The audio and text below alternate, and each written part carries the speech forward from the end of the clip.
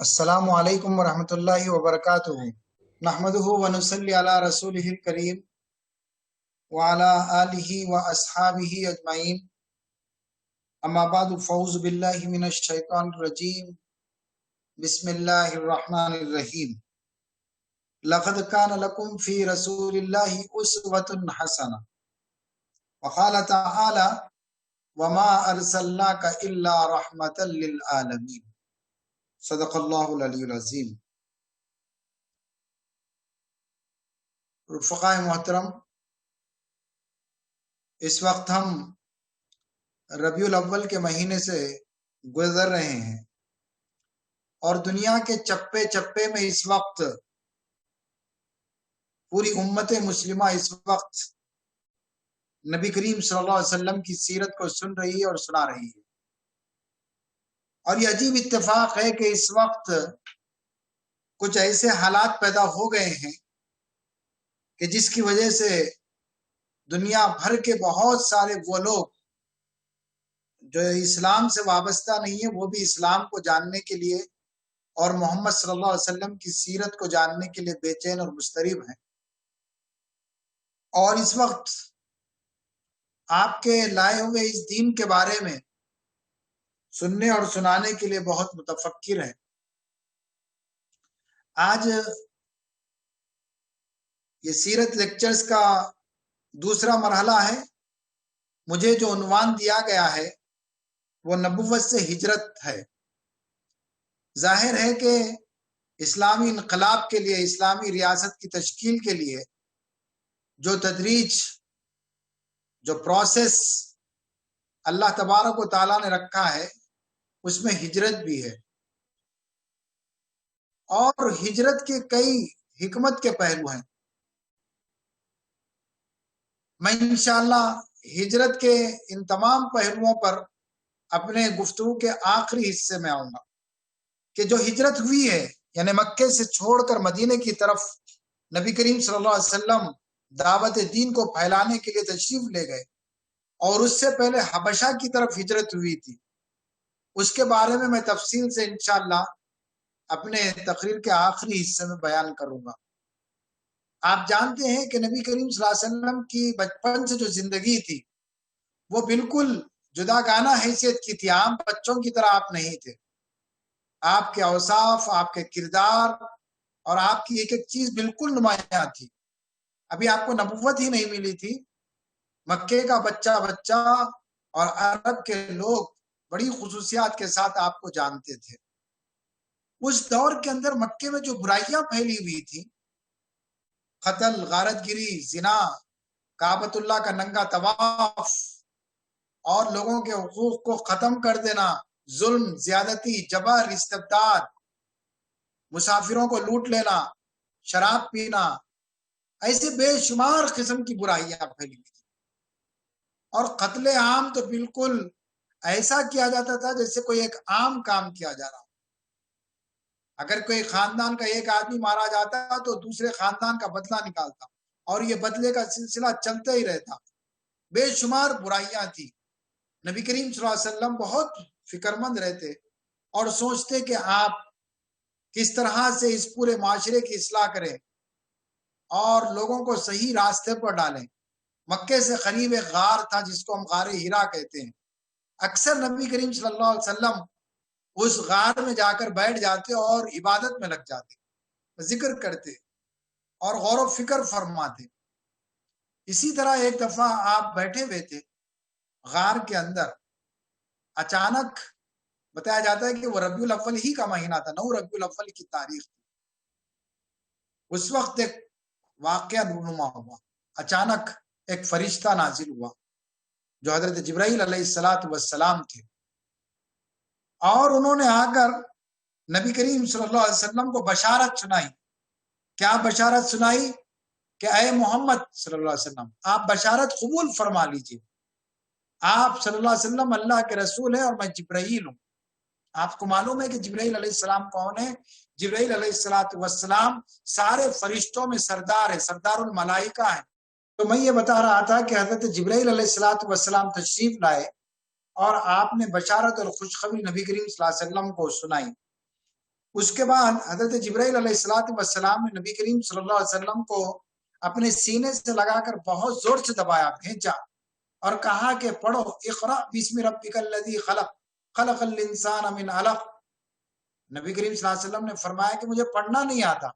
آپ کو معلوم ہے کہ نبی کریم صلی اللہ علیہ وسلم کا سب سے بڑا معجزہ یہ تھا کہ آپ پڑھے لکھے نہیں تھے، آپ نے کہیں تعلیم حاصل نہیں کی تھی، اسی لیے آپ کو نبی امی کہا جاتا ہے۔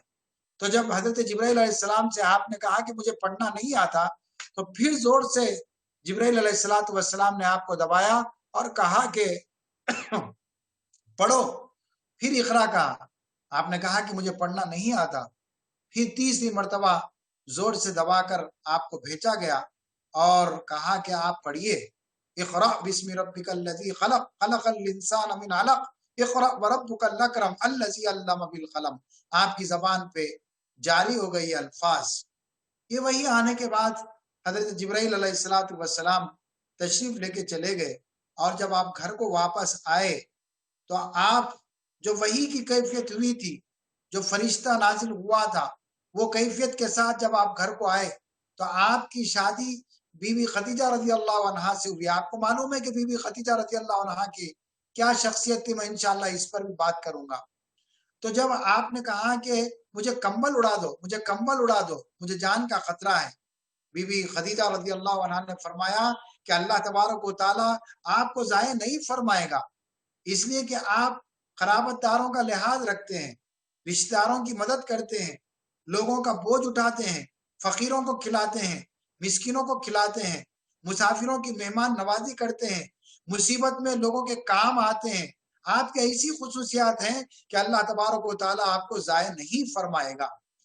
پھر اس کے بعد جب آپ کی طبیعت کچھ سنبھلی تو ورقہ بن نوفل جو حضرت بی بی خدیجہ رضی اللہ عنہا کے ایک بھائی تھے، کزن تھے، ان کے پاس وہ لے گئے۔ جب ان کے پاس لے گئے تو ان کو بتایا کہ اس وقت یہ صورتحال پیش آئی ہے۔ وہ بہت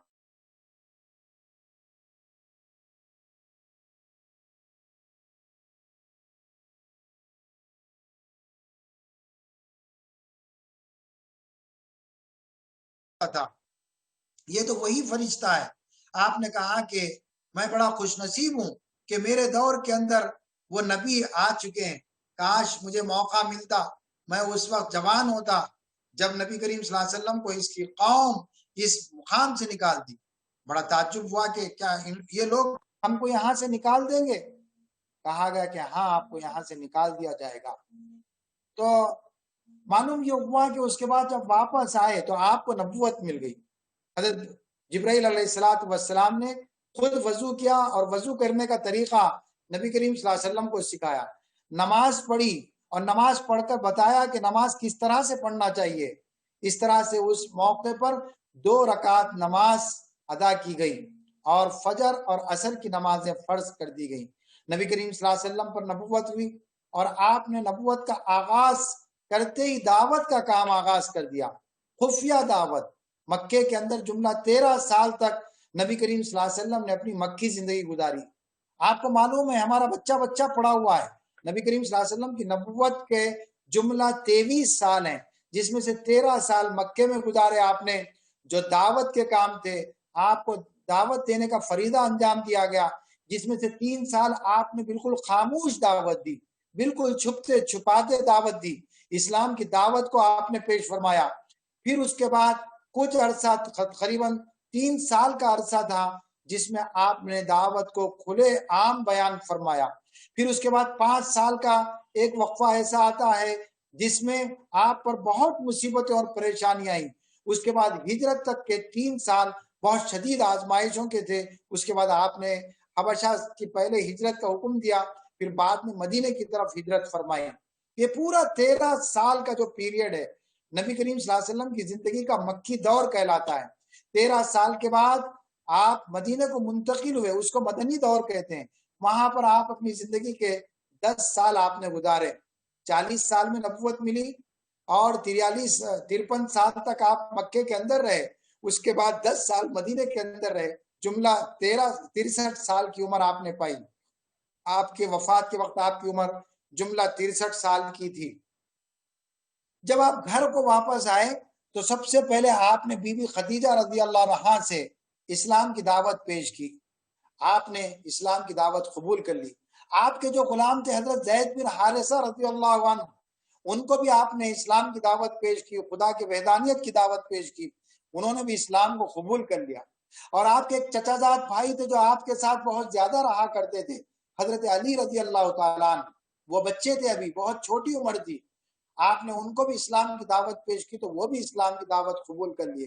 اور آپ کے ایک سچے دوست تھے حضرت ابو بکر صدیق رضی اللہ تعالیٰ عنہ، ان کو بھی آپ نے اسلام کی دعوت پیش کی، انہوں نے بھی اسلام کو قبول کر لیا۔ مردوں میں اسلام کو قبول کرنے والے سب سے پہلے حضرت ابو بکر صدیق رضی اللہ تعالیٰ عنہ، عورتوں میں سب سے پہلے اسلام کو قبول کرنے والے بی بی خدیجہ رضی اللہ عنہ، بچوں میں سب سے پہلے اسلام قبول کرنے والے حضرت علی رضی اللہ تعالیٰ عنہ، اور غلاموں میں سب سے پہلے ایمان کو قبول کرنے والے حضرت زید بن حارثہ رضی اللہ عنہ۔ آپ دیکھیں کہ نبی کریم صلی اللہ علیہ وسلم جن لوگوں کے درمیان میں اٹھتے اور بیٹھتے تھے، آپ کے اخلاق کا کیسا نمونہ چھوڑا کہ ان کے پیش کرنے کے ساتھ ہی فوری ایمان لے آئے۔ حضرت بی بی خدیجہ رضی اللہ عنہ کوئی معمولی عورت نہیں تھی، مکے کے اس وقت کی کروڑ پتی خاتون تھی، جن کا کروڑوں کا بزنس مکے کے اندر موجود تھا۔ وہ شام کو تجارت کے لیے جاتے تھے، اور نبی کریم صلی اللہ علیہ وسلم کو ایک مرتبہ تجارت کے لیے بھیجا گیا تو بہت سارا نفع آیا۔ وہ اتنی مشہور خاتون تھی، اتنی کروڑ پتی خاتون تھی کہ بہت سارے لوگ ان سے نکاح کرنا چاہتے تھے، لیکن آپ نے کسی کے نکاح کا پیغام قبول نہیں کیا۔ لیکن نبی کریم صلی اللہ علیہ وسلم کے اخلاق کو دیکھ کر، آپ کے کیریکٹر کو دیکھ کر، آپ نے اپنا خود نکاح کا پیغام ان کے پاس پہنچایا۔ جس وقت بی بی خدیجہ رضی اللہ عنہا کی شادی ہوئی، بی بی خدیجہ رضی اللہ عنہا 40 سال کی تھی اور نبی کریم صلی اللہ علیہ وسلم 25 سال کے تھے۔ اس طرح سے آپ کا یہ نکاح ہوا۔ تو معلوم یہ ہوا کہ نبی کریم صلی اللہ علیہ وسلم نے اس وقت مکے کی بہت ہی مشہور و معروف خاتون کے ساتھ نکاح فرمایا۔ اور ابو بکر صدیق رضی اللہ تعالیٰ عنہ بھی کون تھے؟ کوئی معمولی شخصیت نہیں تھے، مکے کی بہت بڑی شخصیت تھی، پروقار شخصیت، سماجی اعتبار سے بھی اور معاشی اعتبار سے بھی۔ آپ کے بھی بہت بڑے کاروبار تھے، بہت نفیس اور پاکیزہ بہترین خیالات کے، بہت نرم مزاج حضرت سیدنا ابو بکر صدیق رضی اللہ تعالیٰ عنہ، حضور اکرم صلی اللہ علیہ وسلم کے یار غار کہا جاتا ہے، وہ بھی ایمان لے آئے۔ اور زید بن حارثہ رضی اللہ تعالیٰ عنہ وہ بھی ایمان لے گئے، حضرت علی رضی اللہ تعالیٰ عنہ ایمان لائے۔ اور آپ کو معلوم ہے کہ اس پیریڈ کے اندر حضرت ابو بکر صدیق رضی اللہ تعالیٰ عنہ کی تبلیغ کی وجہ سے اس وقت مکے کے بہت بڑے بڑے مالدار، بہت بہترین صلاحیتوں کے حامل لوگ ایمان لائے۔ حضرت عثمان غنی رضی اللہ تعالیٰ عنہ، آپ جانتے ہیں آج بھی جو لوگ حج کو اور عمرے کو جاتے ہیں، آج سے 1400 سال پہلے کا باغ حضرت عثمان رضی اللہ تعالیٰ عنہ کے دور کا آج بھی ہے، وہ پورا غریبوں کے اندر اور جو ہے فلاح عام کے لیے استعمال کیا جاتا ہے۔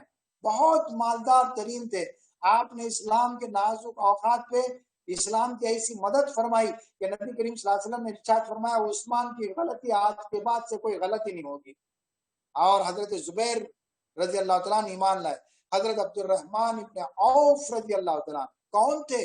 حضرت عبد الرحمن ابن عوف رضی اللہ تعالیٰ عنہ مکے کے اس وقت کے بہت بڑی شخصیت تھی۔ آپ کی سیرت میں آتا ہے کہ آپ کا جب انتقال ہوا تو آپ کی دولت اتنی تھی کہ آپ کے پاس سونا اتنا تھا کہ اس کو توڑ توڑ کر ان کے وارثوں میں تقسیم کیا گیا۔ سونے کے بڑے بڑے ڈھیر آپ کے پاس تھے جو اللہ کی راہ میں آپ خرچ کرتے تھے۔ کئی غلاموں کو آپ نے آزاد فرمایا۔ حضرت طلحہ رضی اللہ تعالیٰ عنہ وہ بھی ایمان لائے۔ حضرت سعد ابن ابی وقاص رضی اللہ تعالیٰ عنہ ایسی جلیل القدر شخصیتیں اس وقت مکے کے اندر ایمان لائے۔ یہ دور تھا بہت خاموشی کے ساتھ دعوت دینے کا، اور بتایا جاتا ہے سیرت کے اندر یہ خاموش دور کے اندر تقریباً 40 لوگ ایمان لائے، اور بہت بڑے بڑے لوگ اس موقع پر ایمان لائے۔ اس میں حضرت عمار بن یاسر رضی اللہ تعالیٰ عنہ اور آپ کا خاندان، حضرت سمیہ رضی اللہ عنہ، حضرت یاسر رضی اللہ تعالیٰ عنہ، حضرت عبداللہ ابن مسعود رضی اللہ تعالیٰ عنہ، حباب بن عرد رضی اللہ تعالیٰ عنہ، ابو عبیدہ رضی اللہ تعالیٰ عنہ، سعید سعد بن زید رضی اللہ تعالیٰ عنہ، عبیدہ رضی اللہ تعالیٰ عنہ، جعفر بن ابی طالب رضی اللہ تعالیٰ عنہ، ابو سلمہ رضی اللہ تعالیٰ عنہ، عثمان بن مظعون، سہیب رومی اور حضرت ارقم۔ ایسے کتنے نام میں آپ کو گناؤں، ایسا گناتے چلے جائیں۔ یہ پورے مکے کے بہت بہترین لوگ تھے جو نبی کریم صلی اللہ علیہ وسلم کی دعوت پر ایمان لا رہے تھے۔ خواتین میں بھی ایمان لائے۔ حضرت عباس رضی اللہ تعالیٰ جو چچا تھے آپ کے، ان کی اہلیہ یعنی چچی صاحبہ محترمہ لبابہ بنت الحارث، اسماء بنت ابی بکر رضی اللہ تعالیٰ جو ابو بکر رضی اللہ تعالیٰ کی بیٹی ہیں، وہ بھی ایمان لائے۔ حضرت عمر فاروق رضی اللہ عنہ کی بہن وہ بھی ایمان لائی، فاطمہ بنت خطاب. تو معلوم یہ ہوا کہ یہ خاموش دور کا قریب 40 لوگ ایمان لائے اور بہت بڑے بڑے لوگ ایمان لائے. لیکن اب اللہ تبارک و تعالیٰ کی طرف سے حکم ہوا کہ اب اس دعوت کو خفیہ نہیں بلکہ اب لوگوں کے سامنے علانیہ پیش کرو. تو اس وقت ایک طریقہ تھا مکے کے اندر، ایک بہت بڑی پہاڑی تھی، اس پہاڑی کا نام کوہ صفا تھا. حضرت نبی کریم صلی اللہ علیہ وسلم کوہ صفا پر چڑھ گئے. اس دور میں طریقہ یہ تھا کہ بڑی زور کی آواز کے ساتھ کہا جاتا واہ صباحا واہ صباحا، آ جاؤ ایک بہت اہم خبر ہے. جب آپ چڑھ گئے تو پوری بستی کے لوگ جمع ہو گئے. آپ نے لوگوں سے سوال کیا، اچھا یہ بتاؤ لوگوں کہ اگر میں تم سے یہ سوال کروں، یہ بات تم کو بتاؤں کہ پہاڑی کے پیچھے سے ایک قافلہ ہے جو تمہارے اوپر حملہ کرنا چاہتا ہے، ایک لشکر ہے جو تمہارے اوپر حملہ کرنا چاہتا ہے، تم کیا کہو گے؟ لوگوں نے ایک آواز ہو کر کہا کہ اے محمد صلی اللہ علیہ وسلم، آپ کو ہم نے زندگی میں کبھی بھی جھوٹ کہے ہوئے نہیں سنا. اگر آپ کہیں کہ پہاڑی کے پیچھے سے لشکر آ رہا ہے، ہم یقین کر لیں گے کہ آپ نے سچ کہا ہے. تو آپ نے فرمایا دیکھو تم ایمان لاؤ، میں اللہ کا رسول بنا کر اس دنیا میں بھیجا گیا ہوں. اگر تم نے اس ایمان کو قبول کر لیا، اس پیغام کو قبول کر لیا، تو دنیا اور آخرت دونوں جہاں میں تمہاری کامیابی ہوگی. اس وقت بہت غصے میں آیا ابو لہب اور ابو جہل. آپ جانتے ہیں کہ ابو لہب بہت سخت دشمن خدا تھا اور دشمن رسول تھا. وہ نبی کریم صلی اللہ علیہ وسلم کا چچا تھا، لیکن اپنی دشمنی میں اتنا آگے بڑھ گیا تھا کہ نبی کریم صلی اللہ علیہ وسلم کو نعوذ باللہ اس نے گالم گلوچ دی اور کہا کہ اے محمد صلی اللہ علیہ وسلم، ستیناش ہو جائے تیرا، کیا تو نے ہم کو اسی لیے بلایا تھا اس مقام پر؟ بہرحال یہ دور بہت اہم دور تھا. نبی کریم صلی اللہ علیہ وسلم نے اعلانیہ دعوت پیش فرمائی. اچانک ایسا ہوا کہ جب حرم کعبہ کے اندر آپ پہنچے اور آپ نے اعلان فرمایا تو لوگ ٹوٹ پڑے. اس وقت بی بی خدیجہ رضی اللہ عنہا کے جو پہلی اولاد تھی زید رضی اللہ تعالیٰ عنہ، ان کو بھجایا گیا. جب وہ گئے تو انہوں نے مقابلہ کرنا چاہا لیکن ان کو شہید کر دیا گیا. حارث بن ابی حالہ ان کا نام تھا. تو اسلام کی راہ میں سب سے پہلے شہید ہونے والے جو صحابی ہیں، جو رسول اللہ صلی اللہ علیہ وسلم کی محبت میں اور آپ کے ساتھ اپنے آپ کو جوڑ دینے والے تھے، حارث بن ابی حالہ، ان کا جو ہے شہادت ہوئی. اس کے بعد آپ جانتے ہیں کہ اللہ تبارک و تعالیٰ کی طرف سے حکم ہوا وَأَنذِرْ عَشِيرَتَكَ الْأَقْرَبِينَ، اے نبی صلی اللہ علیہ وسلم اپنے خاندان کے لوگوں کو جمع کرو اور ان کو دعوت پہنچاؤ. آپ نے حضرت علی رضی اللہ عنہ سے کہا کہ اس وقت سارے خاندان کے لوگوں کو جمع کرو. بڑے بڑے لوگ اس میں تھے، ابو طالب تھے، حضرت عباس تھے اور بہت سارے لوگ اس کے اندر موجود تھے. آپ نے جو ہے ایک بڑی دعوت کی جس میں قریباً 40 لوگ تک دعوت کے اندر آئے تھے. آپ کے پورے خاندان کے لوگ تھے، بچے اور بڑے، سب کو جمع کیا تھا، کھانے کا انتظام کیا. کھانے کے بعد آپ نے ان کو دعوت پیش فرمائی، کہا کہ میں اللہ کا نبی ہوں، میرے اوپر ایمان لاؤ، میں اللہ کی جانب سے مبعوث کیا گیا ہوں. سب خاموش تھے، سناٹا چھایا ہوا تھا، کوئی بات کرنے کے لیے تیار نہیں تھا. آپ نے پوچھا کہ اس موقع پر میرا ساتھ دینے کے لیے کون تیار ہے؟ اس میں سے صرف حضرت علی رضی اللہ تعالیٰ عنہ، جو غالباً اس وقت صرف 13 سال کی عمر کے تھے، بہت دبلے پتلے تھے. بعد میں تو وہ فاتح خیبر بنے، خیبر کے دروازے کو آپ نے فتح کیا. وہ کھڑے ہو کر انہوں نے کہا کہ میں آپ کا ساتھ دینے کے لیے تیار ہوں. تو اس وقت آپ کے خاندان کے جو لوگ تھے انہوں نے خیخا مار کر ہنسا، واہ واہ واہ واہ، کہ کتنا جو چھوٹا بچہ ہے یہ ساتھ دے گا اور ان کی دعوت کامیاب ہوگی. اس طرح سے وہ ختم ہو گیا. اب مصائب کا دور ہوا. سب سے پہلے آپ کا مذاق اڑایا گیا اور آپ کا استہزاء کیا گیا، جگہ جگہ مذاق اڑانے کی کوشش کی گئی، آپ کو جھوٹا کہا گیا. خاص طور پر جو سب سے زیادہ مخالفت میں آگے تھے اس میں ابو جہل کا نام آتا ہے جو آپ کا سگا چچا تھا، ابو لہب کا نام آتا ہے جو آپ کا سگا چچا تھا، اور اس کے علاوہ بھی بہت سارے عتبہ، شیبہ، یہ سب اس دور کے قریش کے بڑے بڑے لوگ تھے جو اس وقت آپ کی مخالفت میں بہت آگے نکل گئے تھے. بہت طرح طرح سے ستایا جاتا تھا. نبی کریم صلی اللہ علیہ وسلم چھپ چھپا کر نماز پڑھتے تھے، لیکن اب علانیہ دور کے اندر جب آپ حرم کعبہ کے اندر نماز پڑھتے تو قریش کے بڑے بڑے سردار وہ مل کر آپ کے خلاف میں سازش کرتے. ایک مرتبہ ایسا ہوا کہ سب نے مشورہ کیا، اور جب آپ سجدے کی حالت میں چلے گئے تو اونٹ کی جو غلادت دانی ہوتی ہے، اوجڑی ہوتی ہے، وہ لا کر نبی کریم صلی اللہ علیہ وسلم کے سر پر ڈال دیا گیا، اور قہقہ مار کر ہنسنے لگے۔ بی بی فاطمہ الزہرا رضی اللہ عنہا، جو آپ کی چہیتی بیٹی تھی، وہ آ کر انہوں نے اس کو اوجڑی کو نکالا اور اپنے باپ کو صاف ستھرا کیا۔ اس طرح سے آپ پہ کچرا ڈالا جاتا، آپ کے اوپر مٹی ڈالی جاتی، آپ جب نماز کے لیے اٹھ کے جاتے تو راستے میں کانٹے بچھا دیے جاتے، اور بتایا جاتا ہے آپ کے چچا کا مکان بالکل ایک دیوار بیچ میں تھی، گھر میں کوئی چیز کبھی پکتی تو وہ غلاظت ڈال دیا کرتے۔ اس طرح سے نبی کریم صلی اللہ علیہ وسلم کو بہت ستایا جاتا، آپ کو دیوانہ کہا گیا، آپ کو مجنون کہا گیا، آپ کو ساحر کہا گیا، آپ کے بارے میں بہت زیادہ جو ہے لوگوں کو دور کرنے کی کوشش کی گئی، نفسیاتی طور پر بھی ستانے کی کوشش کی جاتی، اور کہتے لوگ جب ان سے ملنے کے قریب آتے تو ان کو پہلے سے ملاقات کر کے بتایا جاتا کہ ان کی بات نہ سنو، یہ بہت صابی ہیں، اپنے باپ دادا کے دین کو چھوڑ کر آ گئے ہیں۔ جب وہ قرآن پڑھ کر سنانا چاہتے تو خوب شور مچاتے، سیٹیاں بجاتے، تالیاں بجاتے، تاکہ کوئی ان کی آواز نہ سن سکے۔ تو اس طرح سے آپ صلی اللہ علیہ وسلم کو گالم گلوچ بھی دیتے اور ہر طرح سے ستاتے۔ تو معلوم یہ ہوا کہ یہ دور بڑا سخت دور تھا۔ اس دور کے اندر نبی کریم صلی اللہ علیہ وسلم نے ہر قسم کے تکلیفوں کو اٹھایا۔ یہ جب دور سے آگے نکلے تو اور بھی بہت ساری چیزیں انہوں نے کیا۔ آج جس طرح سے میڈیا ہے، اس زمانے کے اندر بہت بڑے شورا تھے، وہ ان شورا کو جمع کر کے آپ کے پیچھے ایسے لگا دیتے جیسے کسی شخص کے پیچھے کتوں کو چھوڑ دیا گیا، آپ کے خلاف میں نظمیں لکھتے اور پھیلاتے، اور لوگ کہتے کہ کوئی پریشان ہونے کی ضرورت نہیں ہے، ان کی دعوت نہیں چلے گی، یہ نہیں چلیں گے، نہ ان کے باپ دادا ہیں اور نہ ان کو نرینہ اولاد ہے۔ اس طرح سے نبی کریم صلی اللہ علیہ وسلم جہاں کہیں ہوتے، ایک گروپ ہوتا، ایک ٹولہ ہوتا جو مسلسل آپ کو ستانے کی کوشش کرتے رہتا۔ یہ حالات بڑے سخت حالات تھے جس سے نبی کریم صلی اللہ علیہ وسلم گزر رہے تھے۔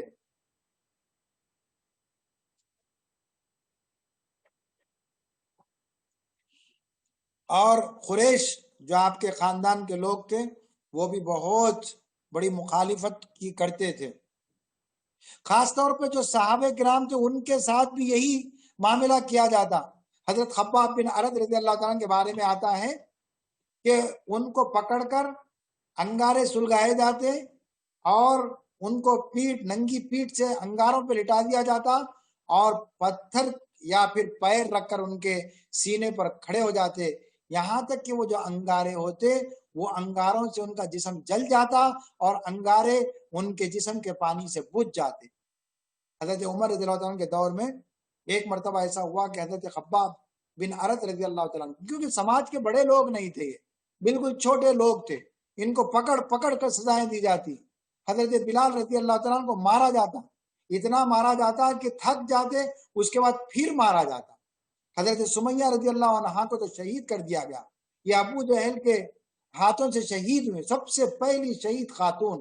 حضرت عمار رضی اللہ عنہ کو مارا گیا، اتنا مارا گیا، اتنا مارا گیا کہ ایک مرتبہ وہ نبی کریم صلی اللہ علیہ وسلم کے پاس روتے ہوئے آئے، پوچھا کہ کیا بات ہے عمار، آج کیوں رو رہے ہو؟ حضرت عمار رضی اللہ عنہ نے کہا کہ یا رسول اللہ صلی اللہ علیہ وسلم، آج مجھ سے ایسی تکلیفیں پہنچائی گئی اور میری زبان سے ایسی باتیں نکلوائی گئی کہ جس کا میں اظہار نہیں کر سکتا۔ پوچھا کہ کیا بات کہلائی گئی تم سے؟ کہا کہ تم کہو کہ محمد صلی اللہ علیہ وسلم اللہ کے رسول نہیں ہے۔ میں مجھے مجبوراً کہنا پڑا۔ پوچھا کہ تمہارا دل کیا کہتا ہے؟ آپ نے فرمایا کہ میرا دل بالکل صاف ہے، میں آپ سے محبت کرتا ہوں اور آپ پہ ایمان رکھتا ہوں۔ فرمایا کہ پھر تو جنت تمہارا انتظار کر رہی ہے۔ تو یہ بہت مصائب کا دور تھا۔ اس کے بعد ایک شیب ابی طالب کا مرحلہ آیا، یہ بھی بہت بڑا مرحلہ تھا۔ سارے خاندان قریش کے لوگوں نے اس بات کا فیصلہ کیا کہ جتنے لوگ اس خاندان سے تعلق رکھتے ہیں ان سب کو قید کر دیا جائے گا۔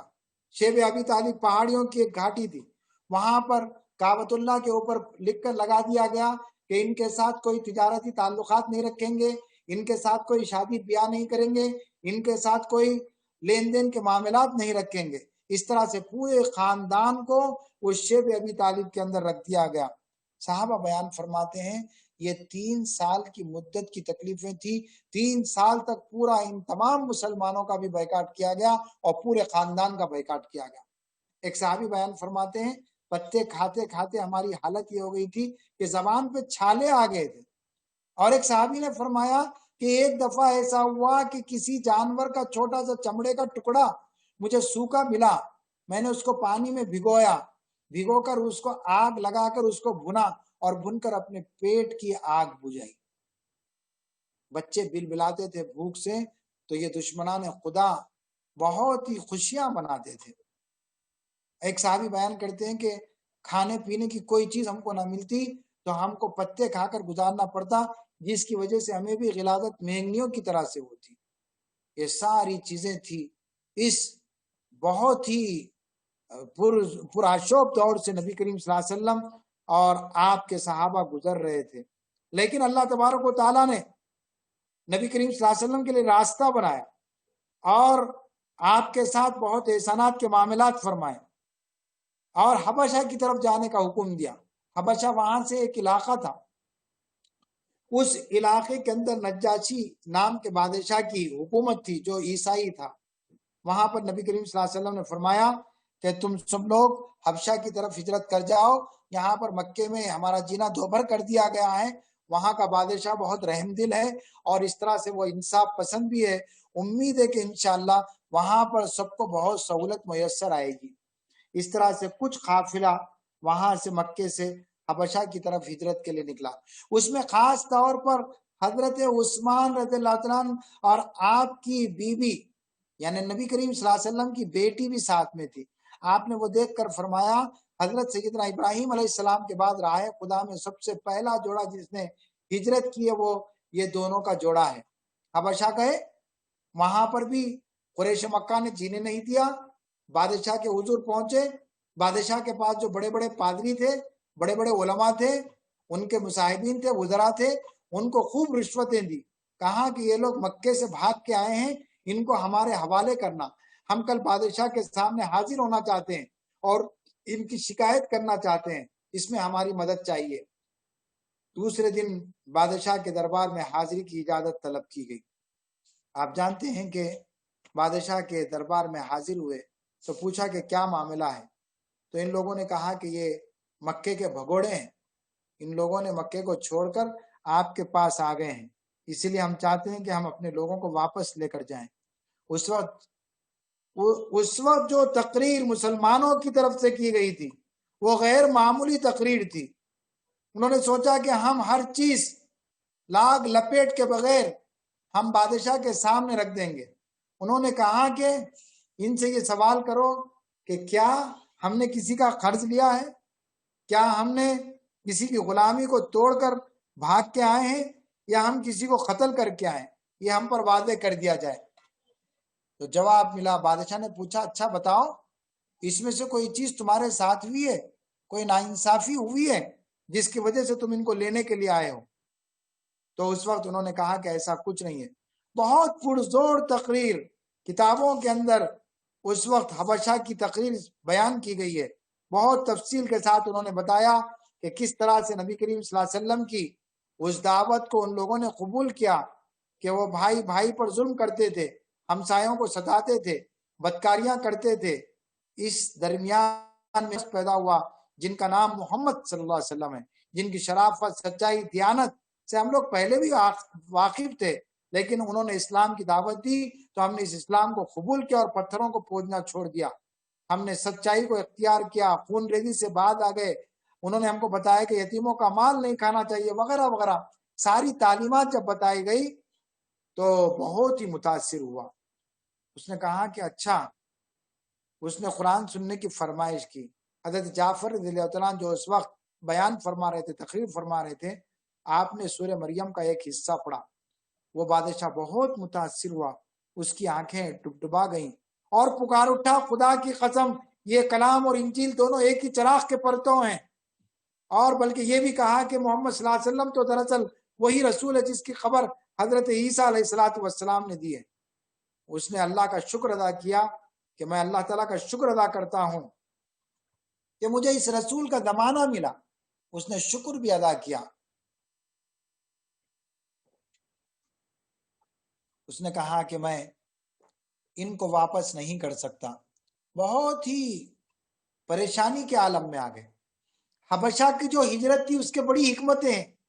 آپ دیکھیے کہ ہجرت اسلام کے اندر کتنی بڑی اہمیت رکھتی ہے۔ اب تک عرب کے اندر، مکے کے اس ماحول کے اندر دعوت کا کام کیا جا رہا تھا۔ اب دعوت مکے سے باہر نکلی، عرب سے باہر نکلی، حبشہ کے مقام پر نکلی، یعنی گویا دعوت کے اندر بین الاقوامیت کا رنگ آ گیا۔ اب تک کفار و مشرکین سے مخاطبت تھی، لیکن اب اہل کتاب سے موقع ملا۔ آپ کو پورا واقعہ معلوم ہے کہ جس طرح سے پوری تقریر کو بیان کیا گیا، پھر اسلام کے اس نظریے کو مکے سے نکل کر باہر پیش کرنے کا موقع ملا۔ ایک نئے ملک کے اندر اسلام کا نظریہ توحید پہنچا، دعوت پہنچی۔ اس طرح سے معلوم ہوا کہ اسلام کے پاس ایک نظریاتی طاقت ہے جو مختلف لوگوں کے سامنے رکھی جا سکتی ہے۔ مخاطبین بدل گئے۔ اب تک کے مخاطبین صرف کفار و مشرکین تھے، لیکن اب نئے نئے مواقع آتا رہے تھے۔ دعوت کا موقع ملا اور اقدام کا موقع ملا۔ اللہ تعالیٰ کی طرف سے غیر معمولی مدد و نصرت ہوئی۔ یہ جو ہے ہجرت حبشہ کا اتنا بڑا بہترین معاملہ ہوا، ایک نظریاتی گروہ، نظریاتی معاشراتی گروہ ہونے کا احساس پیدا ہوا۔ مشکل حالات پر قابو پانے کی صلاحیت اور اس کا تجربہ مسلمانوں کے اندر ہوا۔ اور سب سے بڑی بات یہ ہے کہ بادشاہ کے سامنے بے لاگ انداز میں مباحثہ کرنے کا موقع ملا اور اسلام کا موقف پیش کرنے کا موقع ملا۔ صرف اتنا ہی نہیں، اللہ تبارک و تعالیٰ نے ایک مظلومیت سے نکال کر ایک طاقت میں منتقل فرمایا۔ کفار و مشرکین کے ہاتھوں میں ستائے جانے والے یہ مسلمان، ان کو احساس ہوا کہ جب ہم نے حق گوئی سے کام لیا ہے تو اللہ تبارک و تعالیٰ نے ان پر فتح عطا فرمائی، بادشاہ کے دل کو نرم فرما دیا اور ان کا دل بہت بڑھ گیا۔ تو یہ نرم دل بادشاہ بھی تھا۔ تو معلوم یہ ہوا کہ ایک نئے مرحلے کے اندر دعوت ہوئی۔ پھر اس کے بعد اور بھی لوگ دوبارہ حبشے کی طرف گئے تھے، جس کو ہم سمجھتے ہیں کہ یہ دوسری مرتبہ ہجرت کا بڑا قافلہ تھا۔ تو اس طرح سے ان مسائل کے ساتھ یہ دعوت آگے بڑھتی چلے گئی۔ آپ دیکھیں گے کہ نبی کریم صلی اللہ علیہ وسلم ان مراحل سے نکل رہے تھے، مخالفت کے مراحل سے، مزاحمت کے مراحل سے، سختی کے مراحل سے، حبشہ کی طرف ہجرت کے ذریعے سے نبی کریم صلی اللہ علیہ وسلم مسلسل اپنی دعوت کو پیش فرما رہے تھے۔ اور صحابہ کرام بھی اس دور میں جو ہے بہت بڑا قربانیوں کا مظاہرہ پیش فرما رہے تھے۔ کسی کو آگ پر لٹایا جاتا، کسی کو عرب کی تپتی ہوئی ریت پر لٹا کر سینے پر بھاری پتھر رکھ دیے جاتے، خواتین کو بھی چھوڑا نہیں جاتا، مارا جاتا، دھوپ میں کھڑا کر دیا جاتا، لوہے کی زروں کو پہنایا جاتا، جس کی وجہ سے ان کے جسم کو رسیوں سے باندھ کر بھی پیٹا جاتا، زروں کے اندر رکھا جاتا۔ معلوم یہ ہوا کہ کئی ایسے صحابہ کرام تھے جن پر شدید مصائب بھی کی جاتے، تو وہ بعض مرتبہ ان کے اوپر بے ہوشی کی کیفیت بھی طاری ہو جاتی تھی۔ تو ان سب حالات کو برداشت کرتے رہے، لیکن یہ دعوت آگے بڑھتی رہی۔ ان سب چیزوں کو برداشت کیا اور اپنی دعوت کا کام مسلسل کرتے رہے۔ نبی کریم صلی اللہ علیہ وسلم کا طریقہ یہ تھا کہ بازار میں جاتے، دعوت کا کام انجام دیتے اور لوگوں سے ملاقات کرتے۔ حج کے موسم میں جتنے لوگ آتے ان سے بھی ملاقاتیں کرتے۔ خاص طور پر بیعت عقبہ اولیٰ اور بیعت عقبہ ثانی کے بارے میں آپ کو بتانا چاہوں گا۔ بیعت عقبہ اولیٰ، آپ جانتے ہیں کہ جو سسٹم ان لوگوں نے بنایا تھا وہ یہ تھا کہ حج کو آنے والے لوگوں سے پہلے سے ملاقات کرتے اور کہتے کہ ایک شخص تم کو ملے گا، وہ جادوگر ہے، وہ تمہاری اپنی باتوں سے تم کو متاثر کر دے گا اور تم کو اپنے دین آبائی کے راستے سے ہٹا دے گا، خبردار تم ان سے نہ ملنا۔ لیکن اللہ کا کرنا کہ جب نبی کریم صلی اللہ علیہ وسلم ان تک پہنچنے میں دیر ہوتی تو اس سے پہلے یہ پہنچ کر نبی کریم صلی اللہ علیہ وسلم کا منفی تعارف کرانا چاہتے، لیکن اللہ نے اسی میں سے راستے بنائے۔ یہ وفد کے پاس جاتے اور اسلام کی دعوت قبول کرتے۔ سب سے پہلے بیعت عقبہ اولیٰ سے پہلے کچھ لوگ مدینے سے آئے تھے، ان کو وہ یہودیوں کے ساتھ وہاں پر رہتے تھے۔ یہودی ان کو اکثر بتایا کرتے تھے کہ ایک نبی آنے والے ہیں جو یہ صفات کے ہوں گے۔ تو جب ان لوگوں کو معلوم ہوا، یہ کلام نبی کریم صلی اللہ علیہ وسلم سے سنا، تو وہ لوگ ایمان لے آئے۔ پھر ان کے ذریعے سے بیعت عقبہ اولیٰ کے اندر کافی لوگ ایمان لے آئے۔ یہ بیعت عقبہ اولا کہا جاتا ہے۔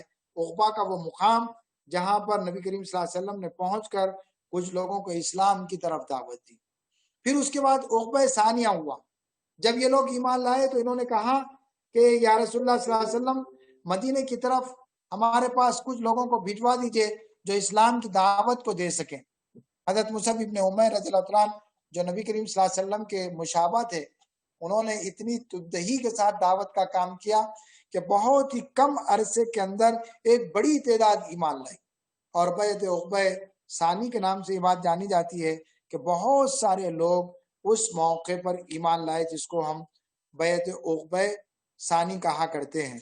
پھر اس کے بعد دیکھیے کہ ایک ادوار سے نکلتے ہوئے، حالات کے شدید مد و جزر سے نکلتے ہوئے ایک سب سے بڑا واقعہ ہوا کہ یہ روز روز کی باتیں اب سب کے لیے مشکل ہو گئی تھی۔ ایک دن اعلان ہوا قریش مکہ کی طرف سے، جو نبی کریم صلی اللہ علیہ وسلم کو نعوذ باللہ زندہ یا مردہ حالت کے اندر لائے گا اس کو اتنا انعام دیا جائے گا۔ حضرت عمر رضی اللہ تعالیٰ عنہ ایک دن پہلے ان کے لیے نبی کریم صلی اللہ علیہ وسلم نے دعا مانگی تھی۔ ابو حشام یا ابن خطاب، عمر ابن خطاب، دونوں کے لیے دعا مانگی تھی نبی کریم صلی اللہ علیہ وسلم نے کہ دونوں میں سے کسی ایک کو ایمان کی توفیق عطا فرما دیجئے۔ حضرت عمر رضی اللہ عنہ پورے جوش و خروش کے ساتھ نکلے تھے کہ آج اس دائی کا خاتمہ کر دوں گا، اس دعوت کا خاتمہ کر دوں گا، تاکہ یہ مکے کے اندر روز روز کے جھگڑے ختم ہو جائیں۔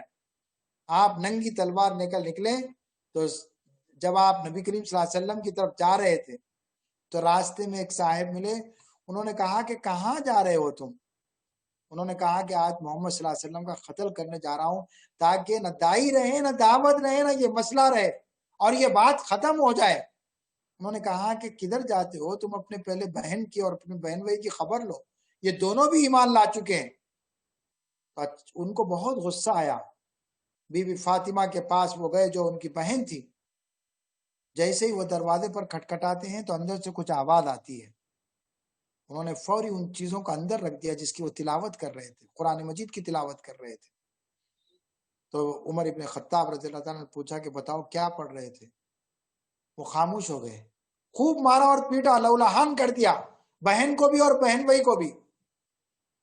کہا کہ ہم ایمان لا چکے ہیں، تم ہمیں کتنا ہی پیٹ دو لیکن ہم اس ایمان سے پلٹنے والے نہیں ہیں۔ حضرت عمر رضی اللہ عنہ کا دل پسیج گیا، بہت سخت دل تھے۔ انہوں نے کہا کہ اچھا بتاؤ، مجھے بھی بتاؤ کہ وہ کیا چیزیں ہیں۔ تو اس وقت آپ کو غسل کرنے کی تاکید کی گئی۔ غسل کے بعد پاک صاف ہو کر جب آئے تو آپ کے سامنے آیات قرآنی سنائی گئی تو آپ بھی پکار اٹھے، اشہد ان لا الہ الا اللہ واشہد ان محمد رسول اللہ۔ اس وقت پھر وہاں سے پڑھ کر جب وہ نبی کریم صلی اللہ علیہ وسلم کی خدمت میں جانا چاہتے تھے، حضرت ارقم رضی اللہ عنہ کے گھر میں میٹنگ ہو رہی تھی۔ لوگوں نے دیکھا کہ عمر آئے ہیں، کھٹکا مار رہے ہیں۔ جھانک کر دیکھا تو عمر ننگی تلوار کے ساتھ کھڑے ہوئے۔ حضرت حمزہ رضی اللہ تعالیٰ عنہ بھی اس کے اندر موجود ہے۔ انہوں نے کہا کہ دروازہ کھول دو، اگر وہ سیدھی نیت کے ساتھ آیا ہے تو ٹھیک ہے، ورنہ اسی کے تلوار سے اسی کی گردن اڑا دیں۔ جب وہ اندر داخل ہوئے تو نبی کریم صلی اللہ علیہ وسلم نے پوچھا کہ بتاؤ کس ارادے سے آئے ہو عمر؟ انہوں نے کہا کہ اسلام لانے کے ارادے سے آیا ہوں، اشہد ان لا الہ الا اللہ واشہد ان محمد رسول اللہ۔ اللہ اکبر کی گونج پورے مکے کو ہلا کر چھوڑ دی مسلمانوں کی طرف سے۔ تو یہ ایک بہت بڑا واقعہ تھا، بہت بڑی طاقت مکے کے اندر اسلام کے پڑھنے میں آ گئی تھی۔ اس طرح سے یہ قافلہ آگے بڑھتا چلے گیا اور مصائب بھی پھر ویسے ہی بڑھتے چلے گئے۔ نبی کریم صلی اللہ علیہ وسلم کے بہت سارے یہ ادوار تھے جو مکے کی سخت ترین حالات کے اندر تھے۔ نبی کریم صلی اللہ علیہ وسلم نے سوچا کہ اب مکے کی سرزمین بنجر ہو گئی ہے، لہذا مجھے قریبی مقام جو طائف کا مقام ہے وہاں پر جانا چاہیے، اس لیے کہ وہاں پر بہت اہل ثروت لوگ بھی رہتے ہیں اور مالدار لوگ بھی رہتے ہیں، بہت ہی غیر معمولی لوگ ہیں، ہو سکتا ہے کہ میری دعوت کو وہ لوگ قبول کر لیں گے۔ وہ وہاں گئے بڑی تکلیفوں کے ساتھ۔ زید بن حارثہ رضی اللہ عنہ بھی ساتھ تھے۔ سب سے پہلے بنو ثقیف کے سرداروں سے آپ نے ملاقات کی۔ 3 بڑے سردار تھے جن کے نام سیرت میں بتائے گئے ہیں، عبد یعلیل، مسعود اور حبیب۔ جب نبی کریم صلی اللہ علیہ وسلم نے ان کو اسلام کی دعوت دی تو انہوں نے ان کی تضحیق اڑائی، نعوذ باللہ من ذالک۔ ایک نے کہا کہ اگر واقعی خدا نے ہی تم کو بھیجا ہے تو پھر وہ کعبے کا غلاف پارا پارا کرانا چاہتا ہے۔ کسی نے کہا کہ اللہ نے کیسے آدمی کو نبی بنا دیا جس کو سواری کے لیے گدھا بھی میسر نہیں ہے۔ کسی نے کہا کہ اگر تم واقعی رسول ہو تو میں تم جیسے بڑے آدمی سے بات نہیں کر سکتا، اور اگر تم نے جھوٹ سے کام لیا ہے تو میں کسی جھوٹے سے بات کرنا نہیں چاہتا۔ یہ بھی بے ادبی انہوں نے اس طرح سے کی۔ نبی کریم صلی اللہ علیہ وسلم نے بیان فرمایا کہ اگر تم اس اسلام کو قبول نہیں کرتے تو نہ کرو، لیکن کسی اور سے اس طرح کی باتیں مت پہنچاؤ جس کی وجہ سے اس دعوت میں رکاوٹ پڑے۔ یعنی گویا آپ نے ان کو دعوت دینے کی پوری کوشش کی لیکن وہ ماننے کے لیے تیار نہیں تھے۔ اس طرح سے ان کے پیچھے، نبی کریم صلی اللہ علیہ وسلم کے پیچھے اوباش لونڈوں کو لگا دیا گیا، بہت ہی غنڈوں کو، ایسے اوباش جو نبی کریم صلی اللہ علیہ وسلم کو نشانہ بنا بنا کر مار رہے تھے۔ بتایا جاتا ہے کہ نبی کریم صلی اللہ علیہ وسلم کو نشانہ بنا کر مارنے کی وجہ سے لہولہان ہو گئے۔ حضرت زید بن حارثہ رضی اللہ عنہ فرماتے ہیں کہ میں نے دیکھا کہ نبی کریم صلی اللہ علیہ وسلم کے جسم مبارک سے خون نکل کر جوتیوں میں جمع ہو گیا تھا، جو آپ کے پیروں میں چپک گیا تھا، اور آپ غشی کے عالم میں تھے۔ آپ کو پانی پلایا گیا، کسی باغ کے مالک نے تھوڑے سے کھجور پیش کیے، وہ تھوڑے سے انگور پیش کیے جو آپ کو کھلا دیے گئے۔ اس کے بعد جب نبی کریم صلی اللہ علیہ وسلم کو ہوش آیا، حضرت جبرائیل علیہ السلام تشریف لائے۔ انہوں نے کہا کہ یا رسول اللہ صلی اللہ علیہ وسلم، آسمانوں نے دیکھا، زمین نے دیکھا، آپ کے ساتھ جو کچھ بھی معاملہ ہوا ہے، اللہ تبارک و تعالیٰ نے یہ ملک الجبال کو بھیجا ہے، آپ حکم دیجئے ان دو وادیوں کے درمیان میں پوری بستی کو پیس دیا جائے گا۔ رؤوف الرحیم، نبی کریم صلی اللہ علیہ وسلم نے کتنا رحم کا جذبہ، کتنی محبت انسانیت سے، دعوت کی کتنی فکر، جہنم کی آگ سے بچانے کی کتنی فکر نبی کریم صلی اللہ علیہ وسلم کے اندر موجود تھی۔ آپ نے فرمایا کہ نہیں، میں ایسا کوئی کام نہیں کروں گا، ہو سکتا ہے کہ اللہ تبارک و تعالیٰ ان کی نسلوں میں سے کچھ ایسے لوگوں کو اٹھائے گا جو ایمان کو قبول کر لیں گے۔ اللہم صلی علی محمد وعلی آل محمد کما صلیت علی ابراہیم وعلی آل ابراہیم انک حمید مجید۔ اللہم بارک علی محمد وعلی آل محمد کما بارکت علی ابراہیم وعلی آل ابراہیم انک حمید مجید۔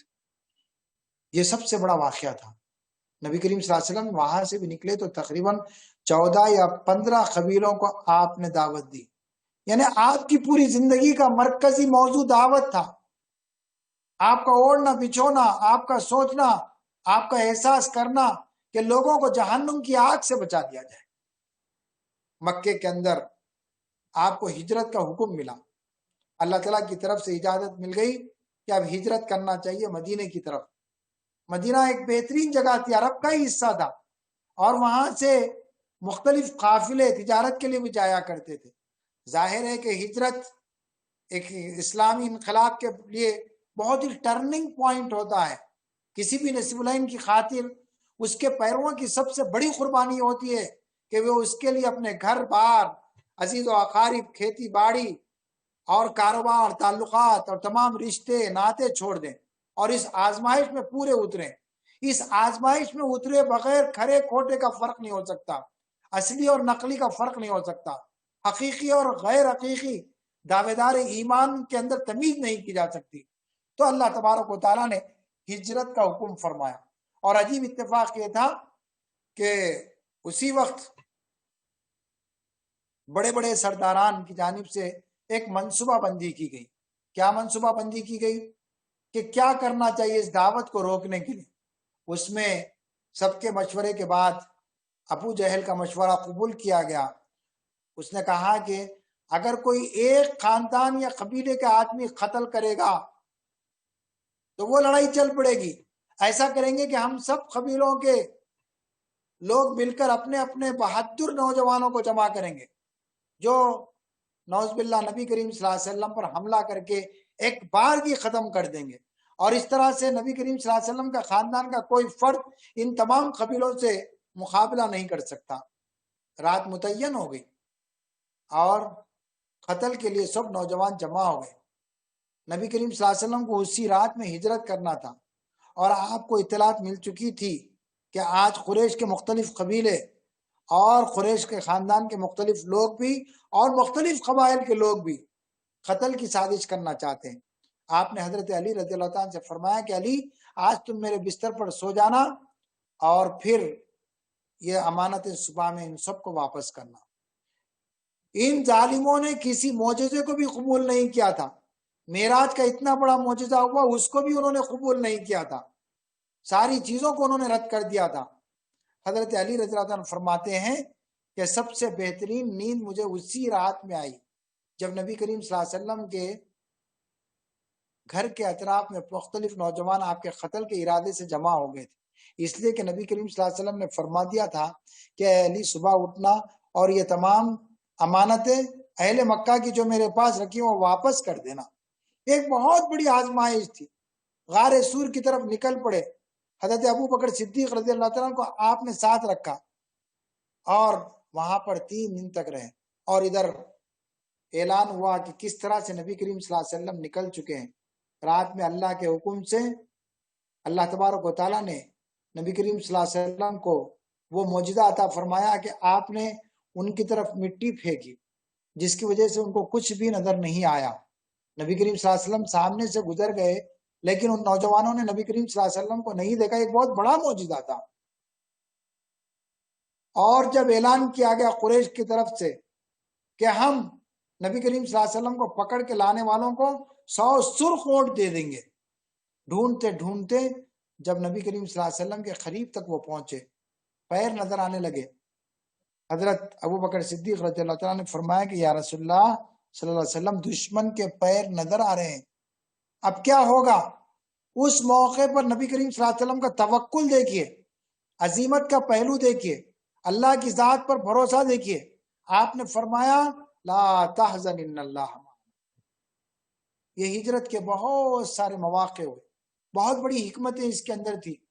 ہجرت حبشہ ہونے کے بعد اب یہ مدینے کی طرف جو ہجرت ہوئی یہ غیر معمولی تھی، 13 نبوی کے اندر یہ ہجرت ہوئی تھی اور یہ ہجرت لازم کر دی گئی تھی۔ اور اللہ تعالیٰ نے قرآن مجید میں مسلمانوں سے ارشاد فرمایا کہ اے مسلمانوں تم جان کی فکر نہ کریں، جان کہیں بھی جائے گی، مکے میں جائے، مدینے میں جائے، کہیں بھی جائے، اگر ایمان کے ساتھ جاتی ہے تو بہترین موت ہے۔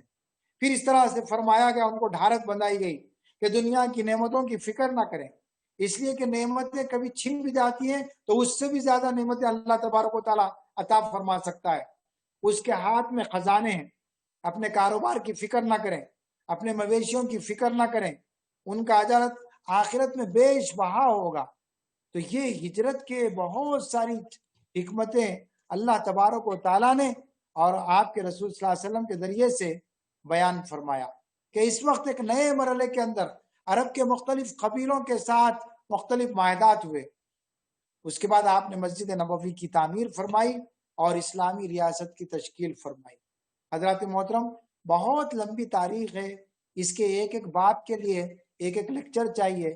میں نے بہت کوشش کی کہ اس کو سمرائز کروں، لیکن اس کے باوجود بھی یہ ناممکن ہے کہ اس کے تمام پہلو پر ہم اظہار خیال کر سکیں۔ مجھے جو وقت متعین دیا گیا تھا وہ ختم ہو چکا ہے۔ البتہ میں خاص طور پر نوجوان بھائیوں سے اپیل کرنا چاہتا ہوں کہ آپ اس ربیع الاول کے مہینے میں یا پھر کم از کم اس سال آپ پلان کریں کہ میں سیرت کی کوئی نہ کوئی کتاب ختم کر دوں گا۔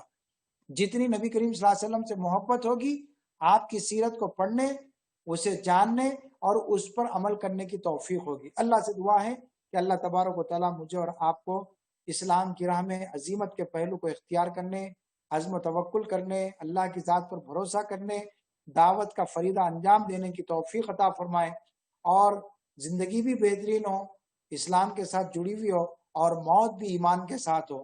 وآخر دعوانا ان الحمد للہ رب العالمین۔